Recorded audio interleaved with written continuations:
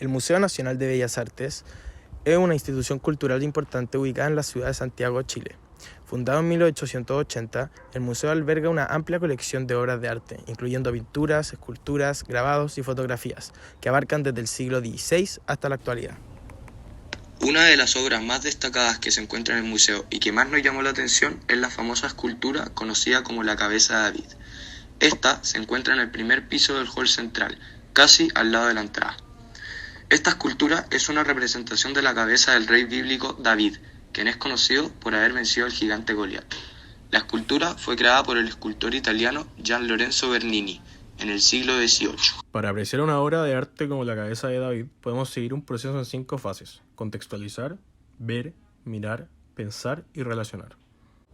La primera fase, contextualizar, implica comprender el trasfondo histórico y cultural en el que la obra fue creada. En el caso de la cabeza de David, podemos considerar el contexto artístico del barroco en Italia y la importancia de Bernini como uno de los principales artistas de esa época. La segunda fase es simplemente ver la obra. Observamos los detalles superficiales, la forma, el tamaño y los materiales utilizados. En este caso, podemos apreciar la habilidad de Bernini para esculpir con gran detalle los rasgos faciales de David y la expresividad de su mirada. La tercera fase es mirar más detenidamente. Aquí nos enfocamos en los elementos más sutiles de la obra, como las texturas, los contrastes de luz y sombra y la composición en general.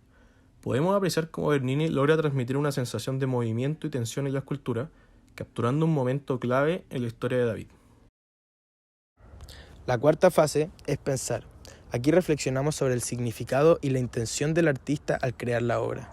Podemos considerar cómo la representación de David como un joven victorioso refleja el idealismo y el poder en el contexto de la época del barroco italiano.